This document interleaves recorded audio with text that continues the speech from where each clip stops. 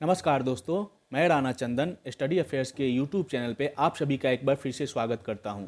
दोस्तों, प्राचीन बिहार के इतिहास के तहत वर्तमान में हम लोग जिस टॉपिक को कवर कर रहे हैं वह है मौर्य साम्राज्य। और आज से पहले मौर्य साम्राज्य से संबंधित 5 वीडियो इस चैनल पे अपलोड किए जा चुके हैं, जिसका लिंक इस वीडियो के डिस्क्रिप्शन बॉक्स में दे दिया जाएगा। आप उसे जरूर देखिएगा। उस वीडियो के देखने के बाद ही आज का यह वीडियो देखना प्रारंभ करिएगा, तभी आपको पूरा कहानी अच्छे से समझ में आएगी। दोस्तों, मौर्य साम्राज्य के तहत अभी हम लोगों ने मगध में मौर्य वंश की स्थापना, चाणक्य के अखंड भारत की परिकल्पना और उसे चंद्रगुप्त मौर्य द्वारा पूरा कराया जाना, फिर बिंदुसार और अंत में भारत के अब तक के स्वर्कालीन महान सम्राट अशोक तथा उनके द्वारा किए गए कल्याणकारी कार्यों तथा इनके सभी महत्वपूर्ण अभिलेखों से संबंधित सभी महत्वपूर्ण पॉइंट्स को एक एक करके अच्छी तरह से कंप्लीट करने के बाद अब हम लोग आ गए हैं इस टॉपिक के यानी मौर्य साम्राज्य के अंतिम पड़ाव पर, जो होगा मौर्य प्रशासन। दोस्तों, मौर्य प्रशासन के 2 पार्ट होंगे।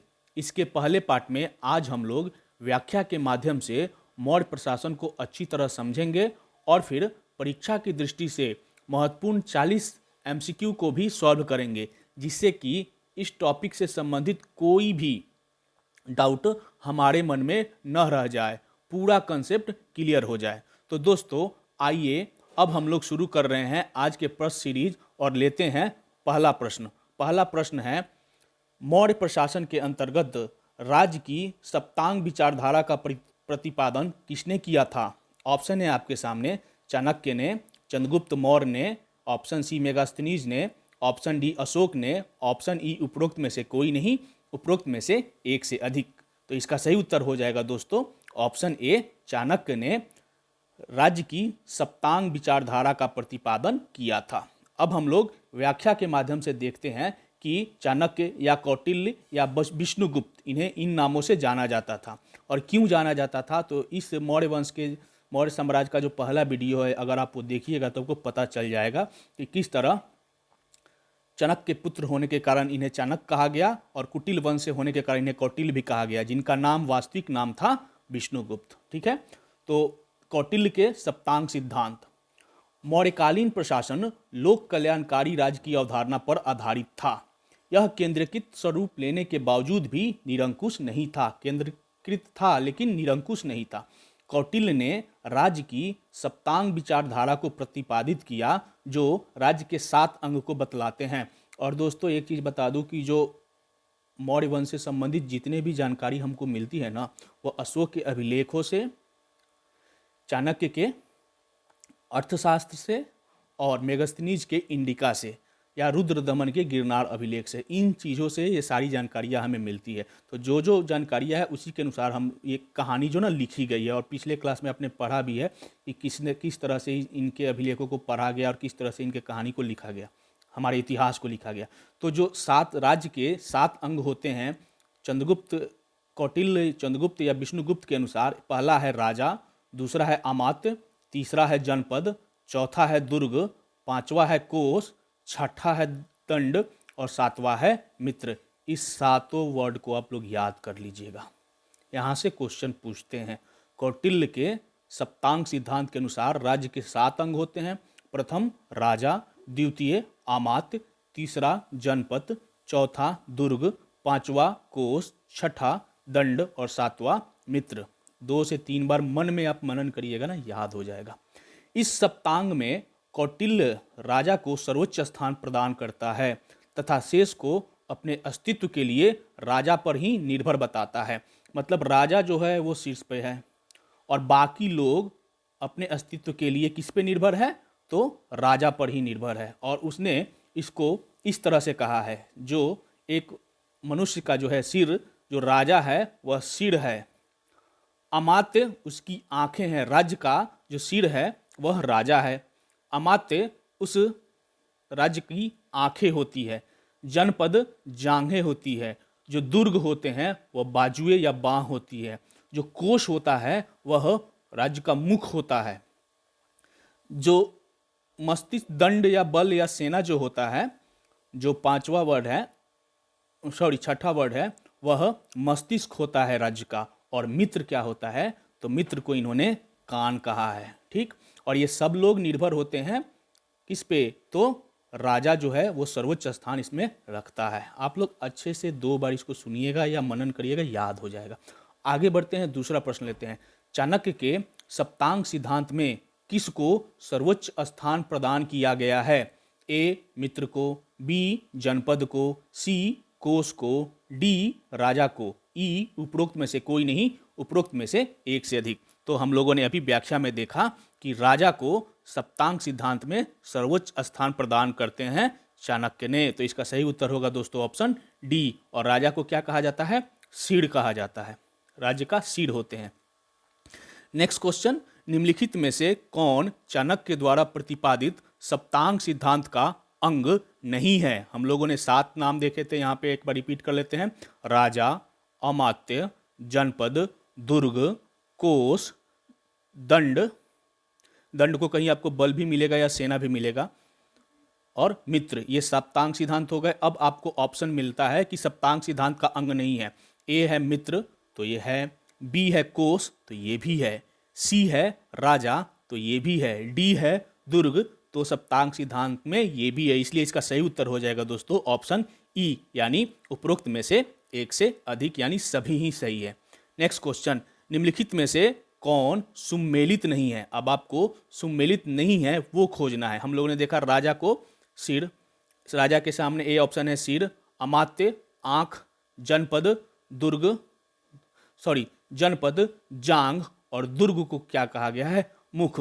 तो यहाँ पे यही ऑप्शन जो डी है वह गलत है, और दुर्ग को क्या कहा गया है? तो दुर्ग को बाजुए या बाह कहा गया है सप्तांग सिद्धांत में। एक बार रिपीट करते हैं, राजा हो गया सिर, अमात्य हो गया आंख, जनपद जांग,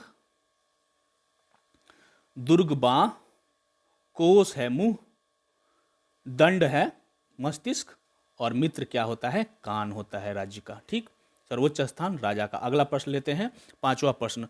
अर्थशास्त्र के अनुसार मौर्य काल में उच्चाधिकारियों को क्या कहा जाता था? जो अर्थशास्त्र में वर्णित है, उच्चाधिकारी क्या कहलाते थे? ए तीर्थ, बी धर्म स्थानीय, सी गुढ़ पुरुष, डी रज्जुक, ई उपरोक्त में से कोई नहीं, उपरोक्त में से एक से अधिक। तो इसका सही उत्तर हो जाएगा दोस्तों ऑप्शन ए, तीर्थ कहा जाता था। व्याख्या में हम लोग देखते हैं, एक एक करके हम लोग व्याख्या के थ्रू पूरे मौर्य प्रशासन को ना इस तरह से समझ लेंगे, प्रश्न के माध्यम से फिर रट लेंगे कि ये पूरी तरह से आपको अच्छे से याद हो जाएगा। दोस्तों, मेरे प्रश्न की व्याख्या आप अच्छे से सुनिएगा, हो सके तो इसे लिख भी लीजिएगा, नहीं लिखिएगा तो 2 से 3 बार अगर सुनिएगा आपको याद हो जाएगा। बहुत महत्वपूर्ण होता है व्याख्या, ये आपको एक नोट्स की तरह काम देगा हमेशा। ठीक है, अर्थशास्त्र में वर्णित प्रमुख तीर्थ एवं अध्यक्ष। अर्थशास्त्र के अनुसार मौर्य काल में उच्चाधिकारी तीर्थ कहलाते थे।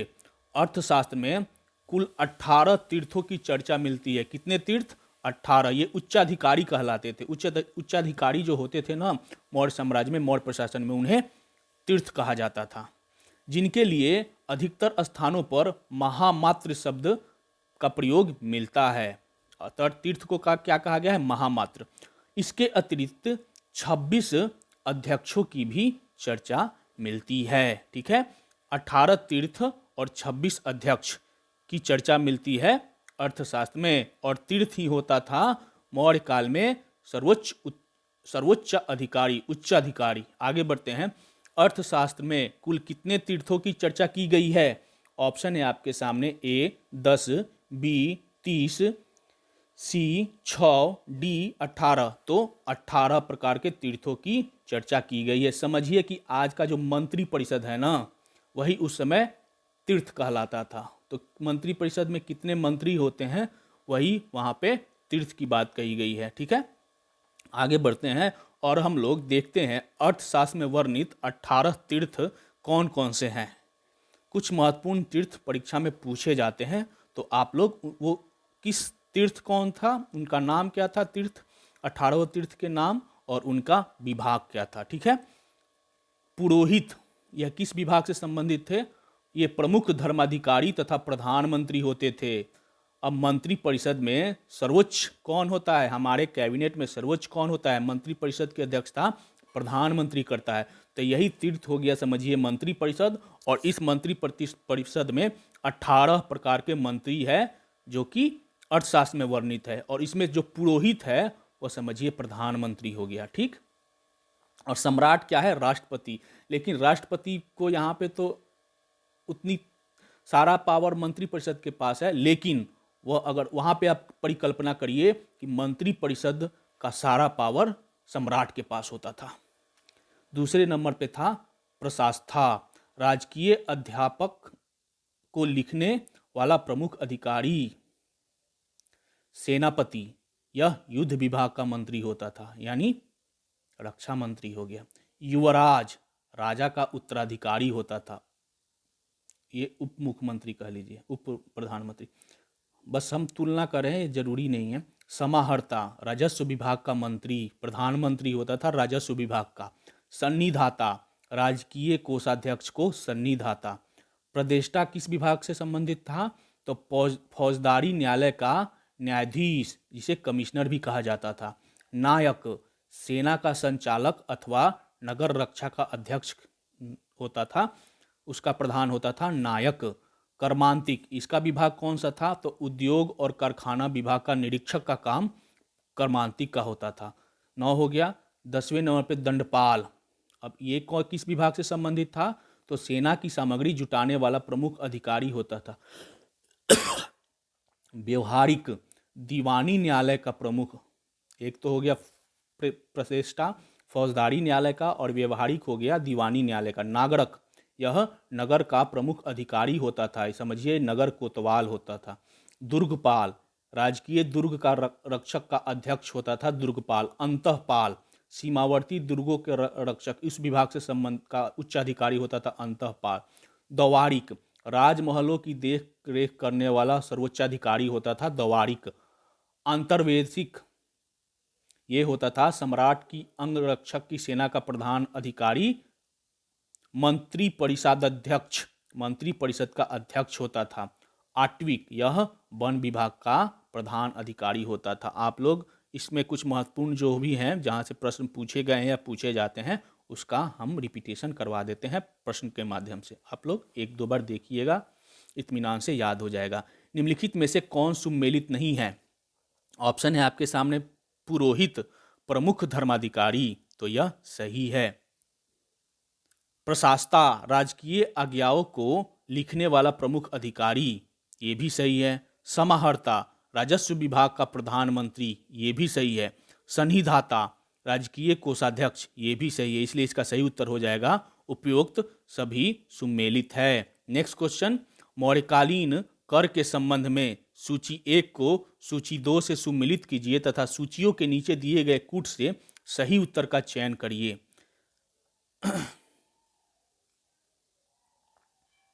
कर नहीं होगा दोस्तों, मौर्यकालीन कर नहीं है, मौर्यकालीन प्रशासन होना चाहिए यहाँ पे। मौर्यकालीन तीर्थ, ठीक है, तीर्थ यहाँ पे कर लीजिएगा। गलती से कर हो गया है। हम लोग देखते हैं प्रश्न। एक तरफ सूची दिया गया है, तीर्थ है, और दूसरी तरफ विभाग का नाम दिया गया है, जिसकी चर्चा हम लोगों ने पिछले स्लाइड में की भी थी। प्रदेश, एक तरफ है तीर्थ में प्रदेश, कर्मांतिक, दंडपाल, व्यवहारिक। अब आपको सही उत्तर चुनना है।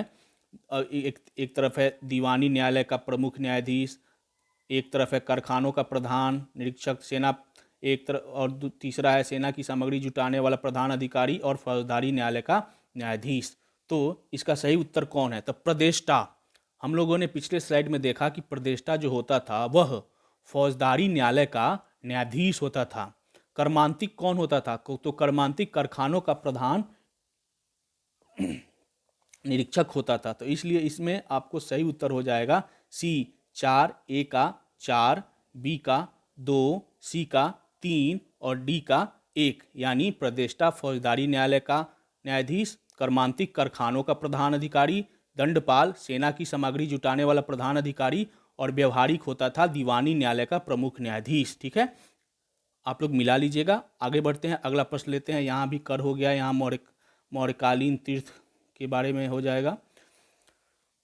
सूची 1 को सूची 2 से मिलाना है, सेम है। अब आपको इसकी मिलान करनी है। नागरक उसका कार्य क्या, किस विभाग का अधिकारी सर्वोच्च अधिकारी था। दुर्गपाल किस विभाग का सर्वोच्च अधिकारी था। अंतःपाल किस विभाग का सर्वोच्च अधिकारी था। दवारिक किस विभाग का सर्वोच्च अधिकारी था। तो ए का हो जाएगा 4। नागरक जो होता था वह नगर का प्रमुख अधिकारी या कोतवाल कहा जाता था। दुर्गपाल 2 का हो जाएगा 3। यह राजकीय दुर्ग रक्षकों का अध्यक्ष होता था। तो यहाँ पे अभी तक ए का 4, बी का 3, बी अभी तक सही जा रहा है। अंतःपाल, अंतःपाल जो होता था वह सीमावर्ती दुर्गों का रक्षक होता था। सी का 2 हो जाएगा। और दवारिक जो होता था वह राजमहलों की देखरेख करने वाला प्रधान अधिकारी होता था। इसलिए इसका सही उत्तर होगा दोस्तों ऑप्शन बी, यानी ए का 4, बी का 3, सी का 2 और डी का 1। नागरक नगर का प्रमुख अधिकारी, दुर्गपाल राजकीय दुर्ग रक्षकों का अध्यक्ष, अंतःपाल सीमावर्ती दुर्गों का रक्षक और दवारिक राजमहलों की देखरेख करने वाला प्रधान। ठीक है, यहाँ पे कर नहीं है, मौर्यकालीन तीर्थ हो जाएगा। ठीक है, आगे बढ़ते हैं। आज का 10वां प्रश्न लेते हैं। निम्नलिखित में से कौन सुमेलित नहीं है। ऑप्शन है आपके सामने। अंतर्वेशिक सम्राट की अंगरक्षक, सेना का प्रधान अधिकारी, मंत्री परिषदाध्यक्ष, मंत्री परिषद का अध्यक्ष, तो ये दोनों सही है। आटविक वन विभाग का प्रधान अधिकारी होता था, ये भी सही है। आप लोग स्लाइड में देखिएगा तो ये सारी चीजें आपको मिलेगी। उपरोक्त सभी सुमेलित है, इसका भी उत्तर डी होगा। नेक्स्ट क्वेश्चन, अर्थशास्त्र में 18 तीर्थों के अतिरिक्त कितने अध्यक्षों की चर्चा की गई है।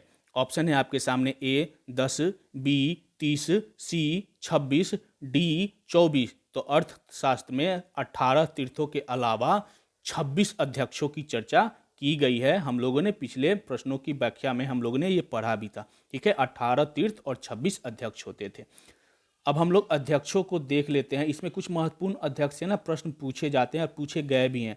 तो अध्यक्ष को हम लोग पढ़ लेते हैं। अगर आप संभव हो तो 1-2 बार इसको अच्छे से मनन करिएगा, याद हो जाएगा। और कुछ जो महत्वपूर्ण है उसको हम प्रश्न माध्यम से भी आपका रिवीजन करवा देंगे।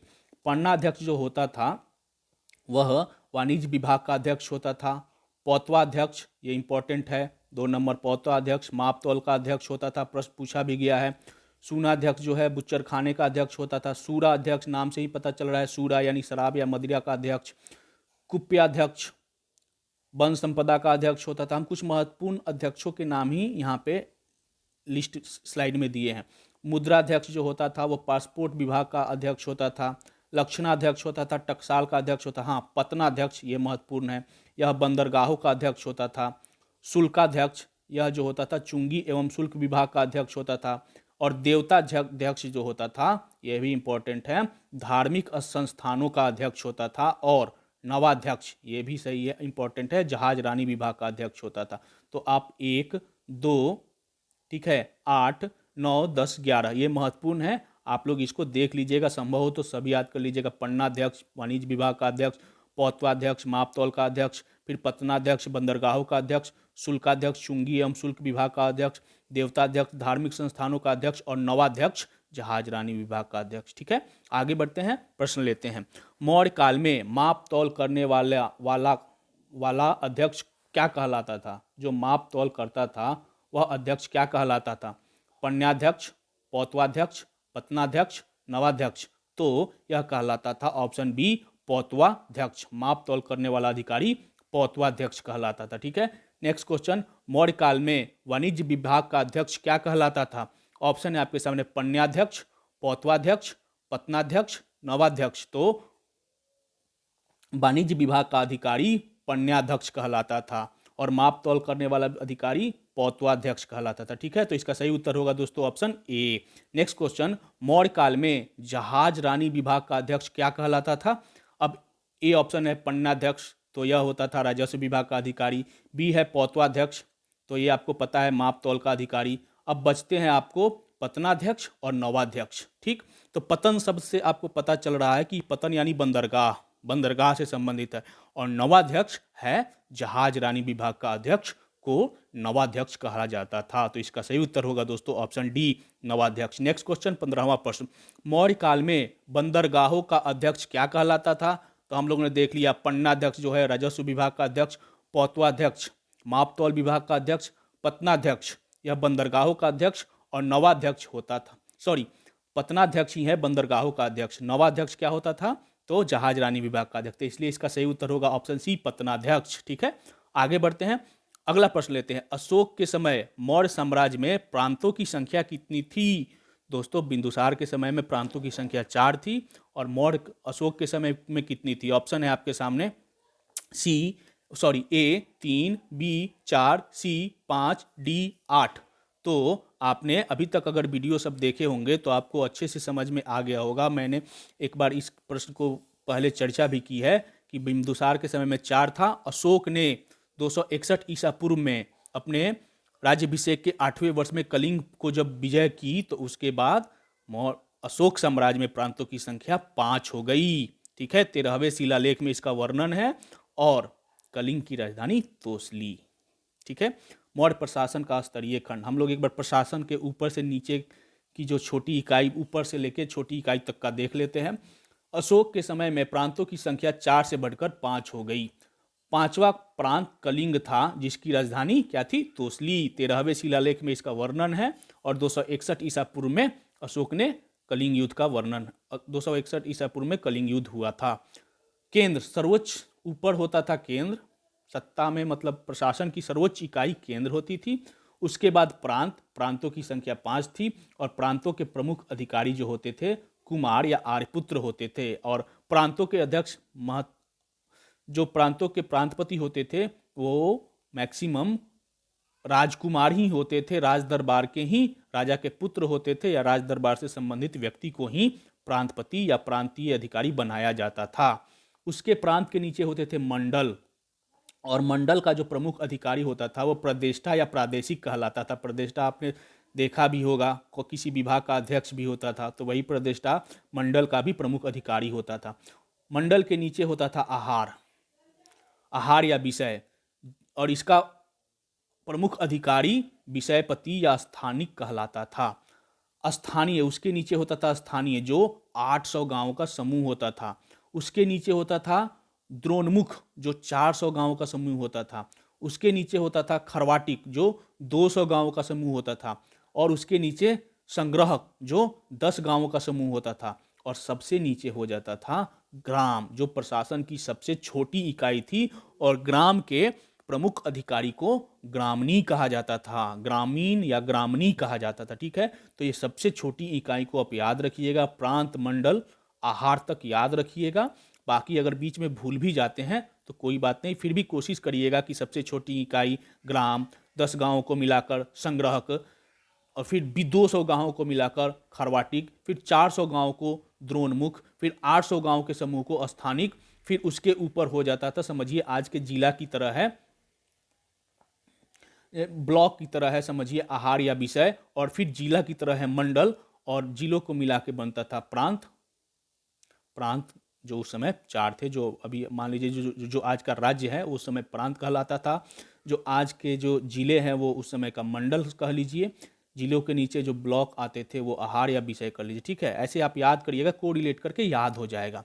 मौर्य प्रशासन में शासन की सबसे छोटी इकाई थी, तो अभी हम लोगों ने देखा सबसे छोटी इकाई क्या थी? ग्राम थी, ग्रामनी कहलाते थे गांव के प्रमुख। नेक्स्ट क्वेश्चन, मौर्य प्रशासन में प्रांतों के नीचे मंडल होते थे, इन मंडलों के प्रमुख अधिकारी को क्या कहा जाता था? स्थानिक, ग्रामीण, प्रदेष्टा, कुमार, तो प्रदेष्टा कहलाते थे। नेक्स्ट क्वेश्चन, गांव में हदबंदी, भूमि एवं मकान का पंजीकरण, कर की छूट एवं जनगणना का कार्य कौन करता था? ऑप्शन है आपके सामने, गोप, नागरक, संग्राहक, रज्जु। तो इसका सही उत्तर होगा दोस्तों ऑप्शन ए, गोप। एक बार देख लेते हैं गोप के बारे में। ग्राम सभा एवं इसका प्रमुख, जो ग्राम सभा और इसका जो प्रमुख होता था गांव के कार्यों एवं राजस्व संग्रह के लिए उत्तरदायी होता था। गोप नामक प्रशासनिक कर्मचारी उनकी इसमें सहायता करता था। किसमें? तो ग्राम सभा और गांव का जो प्रमुख होता था उनके राजस्व संग्रह में सहायता करता था। गोप नामक यह प्रशासनिक अधिकारी था। शाहगौरा और महास्थान से ग्राम शासन की कुछ सूचनाएं भी प्राप्त होती है और हम लोगों ने पिछले वीडियो में शाहगौरा महास्थान को अच्छी तरह कवर भी किया है। जो गोप होते थे, गोप गांव में हदबंदी, भूमि एवं मकान का पंजीकरण, कर की छूट एवं जनगणना का कार्य भी करता था। कौन? गोप। ग्राम का अध्यक्ष ग्रामनी होता था जिसे ग्राम की भूमि प्रबंध एवं सिंचाई के साधनों की व्यवस्था करने का अधिकार था। ठीक है, तो इसका सही उत्तर हो जाएगा ऑप्शन जो है ए, गोप। नेक्स्ट क्वेश्चन, मौर्य प्रशासन के अंतर्गत ग्राम का अध्यक्ष क्या कहलाता था? गोप, ग्रामीण, नागरक, सन्निधाता। तो ग्राम का अध्यक्ष, जो प्रशासन की सबसे छोटी इकाई ग्राम होती थी, उसका अध्यक्ष ग्रामीण या ग्रामणी कहलाता था। नेक्स्ट क्वेश्चन, मौर्य सैन्य व्यवस्था के संबंध में चाणक्य ने चतुरंग बल को सेना का प्रमुख भाग बताया है। निम्न में से कौन इस चतुरंग बल सेना का हिस्सा नहीं है? चतुरंग मतलब आप समझ जाइए 4, और उसमें कौन नहीं है आपको चुनना है। एक है ऑप्शन पैदल सैनिक, बी घुड़सवार, सी हो गया हस्ती सेना माने हाथी वाली सेना, और डी हो गया युद्ध रथ, और ई ऑप्शन है उपरोक्त में से कोई नहीं, उपरोक्त में से एक से। तो इसका सही उत्तर होगा दोस्तों ऑप्शन ई। मैंने इस तरह ऑप्शन बनाया कि आपको चारों याद हो जाए। चतुरंग बल में शामिल कौन था? तो ये उपरोक्त सभी शामिल थे, यानी पैदल सैनिक भी शामिल थे, घुड़सवार भी शामिल थे, हस्ती सेना और युद्ध रथ, इन चारों को मिलाकर चाणक्य ने इसे चतुरंग बल सेना का नाम दिया है, जो सेना का प्रमुख भाग बताया है इसको। ठीक है, एक बार देख लेते हैं इस सैन्य व्यवस्था को जो चाणक्य ने कहा है। मौर्य राजाओं की सेना बहुत संगठित तथा बड़े आकार में व्यवस्थित थी। चाणक्य ने चतुरंग बल को सेना का प्रमुख भाग बताया है। और चतुरंग बल में कौन शामिल थे? पैदल सैनिक, घुड़सवार, हाथी और युद्ध रथ। ये हो गए चाणक्य के अनुसार चतुरंग बल। चाणक्य ने सेना को 3 श्रेणियों में विभाजित किया है। 3 श्रेणी कौन सी थी? पुश्तैनी होती थी, एक भाटक सेना होती थी, और एक नगरपालिका सेना होती थी। और मेगस्थनीज ने अपने इंडिका में, उसके इंडिका के अनुसार चंद्रगुप्त मौर्य के पास, वो चंद्रगुप्त मौर्य का राज दरबार था, चंद्रगुप्त मौर्य के राज दरबार में रहता था, सेल्यूकेटर का राजदूत था। तो वो बताता है चंद्रगुप्त मौर्य के पास 6 लाख पैदल, 50,000 अश्वरोही, 9,000 हाथी तथा 8,000 रथों से सुसज्जित विराट सेना थी। और इन्हीं सेनाओं को चाणक्य ने क्या कहा है? चतुरंग बल सेना। ठीक है, जस्टिन ने चंद्रगुप्त की सेना को डाकुओं के गिरोह की संज्ञा दी है। इनके अनुसार मतलब इनकी जो सेना थी डाकुओं का गिरोह है। ठीक है, उनको ये सूट नहीं होते होंगे जस्टिन। नेक्स्ट क्वेश्चन, निम्नलिखित में से किसने चंद्रगुप्त की सेना को डाकुओं के गिरोह की सेना की संज्ञा दी है? तो अभी हम लोग ने देखा कि यह कथन जस्टिन का है, तो इसलिए इसका सही उत्तर होगा दोस्तों option A, Justin. Next question, मौर्यकालीन न्याय व्यवस्था में सर्वोच्च न्यायालय एवं न्यायाधीश कौन होता था? मतलब पूरे न्याय व्यवस्था का सर्वोच्च अधिकारी जो आज होता है, वो उस समय कौन होता था? ऑप्शन है पुरोहित, अमात्य, सम्राट, समाहर्ता।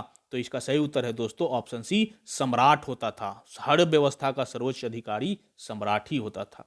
न्याय व्यवस्था, मौर्य काल में मौर्य जो सम्राट होता था वह सर्वोच्च तथा अंतिम न्यायालय एवं न्यायाधीश भी वही था, अंतिम न्यायालय भी वही था, सुप्रीम कोर्ट भी वही था, और सुप्रीम कोर्ट के चीफ जस्टिस ऑफ इंडिया जो उस समय थे वो भी मौर्य सम्राट ही होते थे। ग्राम सभा सबसे छोटा न्यायालय था। ग्राम सभा आज भी सबसे छोटा न्यायालय है, उस समय भी सबसे छोटा न्यायालय ग्राम सभा ही था, जहां ग्रामणी तथा ग्राम वृद्ध, ग्राम जो ग्राम प्रधान का, गांव का जो मुखिया होता था ग्राम सभा का, वो ग्रामणी कहलाता था, और गांव के जो वृद्ध होते थे वह अपना निर्णय देते थे। तब से लेकर अभी तक यह परंपरा चली आ रही है। इसके ऊपर मतलब ग्राम सभा के ऊपर मुख्यतः संग्रहण, द्रोणमुख, स्थानीय तथा जनपद के न्यायालय होते थे। इस तरह के न्यायालय जैसे जिला न्यायालय, सत्र न्यायालय आज है ना, उसी तरह जनपद, संग्रहण, द्रोणमुख, स्थानीय तथा जनपद के न्यायालय होते थे ऊपर की सीरीज में बढ़ते हुए। आगे बढ़ते हैं। मौर्य काल में सबसे छोटा न्यायालय था संग्रहण, ग्राम सभा, जनपद, कंटक शोधन। तो ग्राम सभा, यहाँ पे सभा नहीं है, ग्राम सभा जो थी वो सबसे छोटा न्यायालय थी मौर्य काल में। नेक्स्ट क्वेश्चन 25वां प्रश्न, मौर्य प्रशासन के अंतर्गत संग्रहण, दोनमुख, स्थानीय तथा जनपद क्या थे? सैन्य अधिकारी, पुरोहित, न्यायालय, भू राजस्व कर। तो यह न्यायालय की संज्ञा थी। ठीक है, आगे बढ़ते हैं, अगला प्रश्न लेते हैं। कौटिल्य के अर्थशास्त्र के अनुसार मौर्यकालीन न्याय व्यवस्था में कितने प्रकार के न्यायालय की बात कही गई है? कौटिल्य के अर्थशास्त्र की बात हो रही है। ठीक है, सॉरी, 1 प्रकार के, 2 प्रकार के, 3 प्रकार के, 4 प्रकार के। तो 2 प्रकार के न्याय व्यवस्था होते थे। 2 प्रकार के न्यायालय की बात कौटिल्य कहता है अपने अर्थशास्त्र में। अर्थशास्त्र में 2 तरह के न्यायालयों की चर्चा की गई है। कौन कौन? धर्म स्थानीय और कंटक शोधन। धर्म स्थनीय न्यायालय के द्वारा दीवानी अर्थात स्त्री धन तथा विवाह से संबंधित विवादों का निपटारा होता था। धर्म स्थनीय दीवानी न्यायालय को कहा जाता था, जिसमें स्त्री धन तथा विवाह से संबंधित, आज भी ये दीवानी न्यायालय है और फौजदारी न्यायालय, तो उसी समय जो दीवानी न्यायालय था उसको धर्मस्थनीय कहा जाता था, और जो फौजदारी मामले यानी हत्या, मारपीट, लूट, इसको कहा जाता था कंटक शोधन न्यायालय। आज जो फौजदारी न्यायालय है उस समय उसको कंटक शोधन कहा जाता था, जो दीवानी न्यायालय वर्तमान में उसे धर्मस्थनीय न्यायालय कहा जाता था। जो प्रदेष्टा होता था वह फौजदारी न्यायालय का न्यायाधीश होता था, यानी हत्या, मारपीट जैसी समस्याओं को निपटारे के लिए जो न्यायाधीश होता था उसे प्रदेष्टा कहा जाता था। इसी तरह दीवानी न्यायालय के न्यायाधीश को व्यवहारिक कहा जाता था। हम लोगों ने जो तीर्थों की जो सूची देखी थी उसमें इन लोगों का भी नाम था। आगे बढ़ते हैं, अगला प्रश्न देखते हैं। कौटिल्य के अर्थशास्त्र के अनुसार मौर्यकालीन न्याय व्यवस्था में निम्नलिखित न्यायालय अस्तित्व में थे। अब आपको ऑप्शन में से चुनना है, धर्म महामात्र, धर्म स्थनीय, रज्जुक, कंटक शोधन। तो दो तरह के न्यायालय थे, कौन कौन? धर्म स्थनीय और कंटक शोधन, यानी 2 और 4, इसलिए इसका सही उत्तर हो जाएगा 2 और 4 है डी में, डी आंसर इसका सही होगा। मौर्य प्रशासन के अंतर्गत गुप्तचर से संबंधित विभाग को क्या कहा जाता था? प्रदेष्टा, धम्म महामात्र, महामात्र्या सर्प, महामात्याप सर्प, और डी ऑप्शन है आठविक। तो मौर्य प्रशासन के अंतर्गत गुप्तचर से संबंधित विभाग महामात्या सर्प कहलाता था। अब हम लोग देख लेते हैं गुप्तचर व्यवस्था मौर्य काल में कैसी थी। गुप्तचर से संबंधित विभाग को महामात्य सर्प कहा जाता था, इस विभाग का ही नाम था, तथा इसके प्रमुख अधिकारी सर्प महामात्य कहलाते थे। विभाग को महामात्य सर्प, गुप्तचर व्यवस्था जो आज आईबी, रॉ इंटेलिजेंस एजेंसी है ना, उस समय भी गुप्तचर व्यवस्था थी, और उस विभाग को जो रॉ है उसको कहा जाता, आईबी है समझिए, सबका कंबाइंड एक रूप था, उसको कहा जाता था महामात्य सर्प विभाग, और इसके जो प्रमुख अधिकारी होते थे उसे कहा जाता था सर्प महामात्य। गुप्तचरों को अर्थशास्त्र में गूढ़ पुरुष कहा गया है। अर्थशास्त्र में गुप्तचरों को गूढ़ पुरुष कहा गया। अर्थशास्त्र में 2 प्रकार के गुप्तचरों का उल्लेख मिलता है। यहाँ 2 प्रकार के गुप्तचर है, ठीक है, कौन कौन? संस्था और संचरा। अब संस्था अर्थात एक ही स्थान पर रहने वाले गुप्तचरों को संस्था कहा जाता था, और भ्रमण करके छुप छुप कर इधर उधर मतलब अपने गुप्तचरी करने वाले को संचरा कहा जाता था। गुप्तचर के अलावा शांति व्यवस्था बनाए रखने तथा अपराधों की रोकथाम के लिए पुलिस भी था, जिसे अर्थशास्त्र में रक्षिण कहा गया है। पुलिस व्यवस्था को रक्षिण कहा गया है। गुप्तचर व्यवस्था को अर्थशास्त्र में गुप्तचरों को अर्थशास्त्र में गूढ़ पुरुष कहा गया। उस विभाग को महामात्य सर्प कहा गया। उस विभाग के अध्यक्ष जो प्रमुख अधिकारी होता था उसे सर्प महामात्य कहा गया है। और 2 प्रकार के गुप्तचरों की बात कही है अर्थशास्त्र में, संथरा और संचरा। संस्था हो गया एक ही जगह पर रह के कार्य करने वाले, उनका ऑफिस होगा, और दूसरा हो गया संचरा जो कि भ्रमण करने वाले गुप्तचर होते थे। ठीक है, आगे बढ़ते। कौटिल्य के अर्थशास्त्र में गुप्तचरों को क्या कहा गया है? गुप्तचरों को क्या कहा गया है? गूढ़ पुरुष, आटविक, रूपा जीवा, देवता कारू, तो गूढ़ पुरुष कहा गया है गुप्तचरों को। नेक्स्ट क्वेश्चन, कौटिल्य के अर्थशास्त्र में गुप्तचरों को, नेक्स्ट 30वां प्रश्न, कौटिल्य के अर्थशास्त्र में कितने प्रकार के गुप्तचरों का उल्लेख मिलता है? 1 प्रकार के, 2 प्रकार के, 3 प्रकार के, 4 प्रकार के? तो 2 प्रकार के गुप्तचरों का उल्लेख मिलता है, संस्था तथा संचरा। ठीक है, वैसे गुप्तचर जो एक ही स्थान पर रहकर कार्य करते थे क्या कहलाते थे? संस्था, संचरा, रक्षित, रज्जुक, तो संस्था कहलाते थे। ठीक है, व्याख्या में हम लोगों ने देखा भी था ये सारी चीजें। नेक्स्ट क्वेश्चन, मौर्यकालीन सामाजिक व्यवस्था को जानने के लिए महत्वपूर्ण स्रोत निम्नलिखित में से कौन से हैं? सामाजिक व्यवस्था को जानने के लिए महत्वपूर्ण स्रोत कौन से हैं? एक तरफ दिया गया है नंबर 1, 2, 3, 4, और दूसरे तरफ आपको चुनना है कि कौन कौन से शामिल थे, मतलब किस से स्रोत से आपको मौर्यकालीन सामाजिक व्यवस्था का पता चलता है। एक में है कौटिल्य द्वारा रचित अर्थशास्त्र, तो सही है, इससे पता चलता है। दूसरा है मेगस्थनीज का यात्रा वृत्तांत, तो हमने पहले भी चर्चा की है कि इससे भी पता चलता है। अशोक के अभिलेखों से भी पता चलता है। और डी है रुद्रदमन के जूनागढ़ अभिलेख, इससे भी पता चलता है। तो इसका सही उत्तर हो जाएगा दोस्तों ऑप्शन ई, उपरोक्त में से सभी 1, 2, 3, 4। नेक्स्ट क्वेश्चन, मौर्यकालीन सामाजिक व्यवस्था हम लोग देख लेते हैं व्याख्या में। जो मौर्यकालीन सामाजिक व्यवस्था है, मौर्यकालीन समाज की संरचना का ज्ञान हमें मुख्यतः कौटिल्य द्वारा रचित अर्थशास्त्र, मेगस्थनीज की यात्रा वृत्तांत यानी इंडिका, अशोक के अभिलेख तथा रुद्रदमन के जूनागढ़ अभिलेख, जिसमें चर्चा है कि चंद्रगुप्त मौर्य ने गिरनार क्षेत्र में एक झील का निर्माण करवाया था जिसे सुदर्शन झील कहा गया, और अशोक ने सिंचाई के लिए झील का निर्माण करवाया था।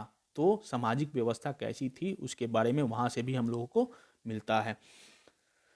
मेगस्थनीज ने अपने यात्रा वृत्तांत इंडिका में भारतीय समाज में 7 जातियों को विभक्त बताया है। सप्तंग सिद्धांत तो था चाणक्य का, जो राज्य के जो 7 अंग होते हैं उसके बारे में बताया है, लेकिन मेगस्थनीज ने इंडिका में भारतीय समाज में 7 जातियों में विभक्त बताया है। भारतीय समाज को कितने जातियों में विभक्त बताया है?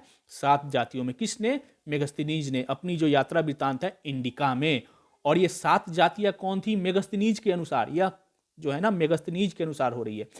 प्रथम दार्शनिक, दूसरा कृषाण, तीसरा अहीर, कहीं कहीं आपको पशुपालक भी मिलेगा अहीर, चौथा कारीगर, पांचवा योद्धा, छठा निरीक्षक, 7वां जो था सभासद, कहीं कहीं आपको मंत्री भी मिलेगा। इनमें सर्वाधिक संख्या किनकी थी? किसानों की थी। आप इसको ना ये 7 जाति पूछता है निम्नलिखित में से कौन मेगस्थनीज के इंडिका में वर्णित 7 जातियों में से नहीं है? तो आप लोग 1-2 बार देख लीजिएगा, दार्शनिक, किसान, अहीर, कारीगर, योद्धा, निरीक्षक, मंत्री, परिषद मंत्री या सभासद। और इनमें सर्वाधिक संख्या किनकी थी? किसानों की थी। नेक्स्ट क्वेश्चन 33वां प्रश्न लेते हैं। मेगस्थनीज ने भारतीय समाज को कितनी श्रेणियों में विभाजित किया है? 4, 5, 6, 7। कितने? 7 श्रेणियों में। कौन कौन है वो? 1 नंबर में दार्शनिक, दूसरा हो गया किसान, तीसरा हो गया अहीर, चौथा हो गया कारीगर, 5वां हो गया योद्धा, छठा हो गया निरीक्षक और 7वां हो गया सभासद या मंत्री। नेक्स्ट क्वेश्चन, मेगस्थनीज के अनुसार भारतीय समाज में सर्वाधिक संख्या थी, किसकी थी? तो किसानों की थी। अभी हम लोगों ने व्याख्या में देखा कि सर्वाधिक संख्या किसानों की थी। आज भी हमारे देश में सर्वाधिक जो कार्य में लगे हैं वो किसान कृषि पर ही निर्भर है। अगला प्रश्न लेते हैं 35वां प्रश्न। मौर्य समाज का विभाजन 7 वर्गों में विशेष तौर पर उल्लेखित है। किसमें उल्लेखित है? कौटिल्य के अर्थशास्त्र में? तो नहीं, कौटिल्य के अर्थशास्त्र में राज्य के सप्तांग सिद्धांत का उल्लेख है। राज्य के जो 7 सिद्धांत है उसका उल्लेख है, जिसमें राजा सर्वोच्च होता था, मुख कहा जाता था राजा का। लेकिन समाज की जो 7 समाज का जो विभाजन है वह मेगस्थनीज के इंडिका में मिलता है। ठीक है, इन दोनों को आप लोग मिक्स मत करिएगा, अलग अलग याद करिएगा। नेक्स्ट क्वेश्चन, निम्नलिखित में से किसने कहा है कि मौर्य काल में दास प्रथा नहीं था? ऑप्शन है आपके सामने, मेगस्थनीज ने, ऑप्शन बी स्ट्रेबो ने, ऑप्शन सी ए और बी दोनों ने, ऑप्शन डी कौटिल्य ने। तो इसका सही उत्तर होगा दोस्तों ऑप्शन सी, मेगस्थनीज और स्ट्रेबो ने दोनों ने ही कहा था कि मौर्य काल में दास प्रथा नहीं था। लेकिन यह ऐसा सत्य नहीं है। दास प्रथा के बारे में हम देख लेते हैं, पूरा दास प्रथा को ही समझ लेते हैं। मेगस्थनी दास प्रथा क्या है? मतलब दास की प्रथा, दासी प्रथा थी कि नहीं, इसकी बात मेगस्थनीज और स्ट्रेबो के अनुसार मौर्य काल में नहीं थी। मेगस्थनीज तथा स्ट्रेबो के अनुसार भारत में दास प्रथा नहीं थी, जबकि मौर्यकालीन अर्थव्यवस्था में दासों का महत्वपूर्ण योगदान है। त्रिपिटक में 4 प्रकार के तथा कौटिल्य ने 9 प्रकार के दासों का उल्लेख किया है। त्रिपिटक में भी 4 प्रकार के दास की चर्चा की गई है और कौटिल्य ने भी अपने अर्थशास्त्र में 9 प्रकार के दासों की चर्चा की गई है। तो यहाँ पे मेगस्थनीज और स्ट्रेबो के जो विचार है ना वो अपरिहार्य लगते हैं। कहा यह जाता है, इतिहासकार कहते हैं कि जो मेगस्थनीज जो है वो राज दरबार में ही रहता था, पाटलिपुत्र से बाहर वह निकला ही नहीं। तो जो पाटलिपुत्र जो राजधानी में जो देखा वही उसने अपने यात्रा वृत्तांत में लिख दिया, जबकि हकीकत अलग है। आज भी अगर आप शहरों से निकल के बड़े बड़े चकाचौंध दिल्ली, मुंबई, जो बड़े बड़े मतलब महानगर है ना, इससे निकलिएगा तो भारत जो इंडिया से अगर आप निकलिएगा तो भारत गांवों में बसता है। वहां पे आपको रियल भारत की पहचान होगी। अगर आपको समझना है भारत को तो आपको गांव में जाना ही होगा। और आपने देखा होगा कि जो भी महापुरुष हुए हैं उन्होंने भारत भ्रमण किया है और शुरुआत गांवों से ही की है। तो वही हाल है कि ये जो मेगस्थनीज जो है राजधानी में ही रह गया, राजधानी में जो चीज़ देखा वही अपना वर्णन कर दिया। ठीक है, अशोक के शिलालेखों में दास और कर्मकार का उल्लेख मिलता है। इन सारी चीजों से यही हम लोग डिफाइन कर रहे हैं कि दास प्रथा था। कौटिल्य के अर्थशास्त्र के अनुसार मौर्य काल में दासों को कृषि कार्यों में बड़े पैमाने पर लगाया गया था। ये सारे फैक्ट्स बताते हैं कि दास प्रथा थी वहां पे। तरीका अलग होगा, आज के दास प्रथा और उस समय के दास प्रथा में अंतर था, लेकिन विद्यमान थी। तो मेगस्थनीज और एस्ट्रेबो की ये अपने विचार है कि भारत में दास प्रथा नहीं था, लेकिन त्रिपिटक में 4 प्रकार के, कौटिल्य के अनुसार 9 प्रकार के दासों का वर्णन है। अशोक ने भी अपने अभिलेख शिलालेखों में कर्मकार की उल्लेख किया है। अर्थशास्त्र के अनुसार भी जो दास जो थे वो कृषि कार्यों में लगाए गए थे। आगे बढ़ते हैं। निम्नलिखित में से किस स्रोत में उल्लेखित है कि प्राचीन भारत में दासता नहीं थी? दासता नहीं थी, दास यहां सब पूरा होगा। अर्थशास्त्र, मुद्रा राक्षस, इंडिका, वायु पुराण। तो मेगस्थनीज का एक कथन है और मेगस्थनीज की ही रचना है इंडिका, इसलिए इसका सही उत्तर होगा दोस्तों ऑप्शन सी, इंडिका। मेगस्थनीज और एस्ट्रेबो ने कहा है कि भारत में दास प्रथा नहीं थी। नेक्स्ट क्वेश्चन, मौर्य काल में 4 प्रकार के दास के होने का उल्लेख हमें किस साहित्यिक स्रोत में मिलता है? त्रिपिटक में, इंडिका में, अर्थशास्त्र में, मुद्रा राक्षस में। तो त्रिपिटक में, इंडिका में तो दास ही नहीं है। अर्थशास्त्र में 9 प्रकार के दासों की चर्चा हम लोगों ने व्याख्या में देखा है। त्रिपिटक में 4 प्रकार के दासों की चर्चा की बात कही गई है। बौद्ध धर्म का बौद्ध साहित्य है त्रिपिटक। त्रिपिटक आप बौद्ध धर्म सुनिए, देखिएगा मेरा वीडियो, तो त्रिपिटक की रचना कब हुई थी ये पूरा डिटेल आपको समझ में आ जाएगा।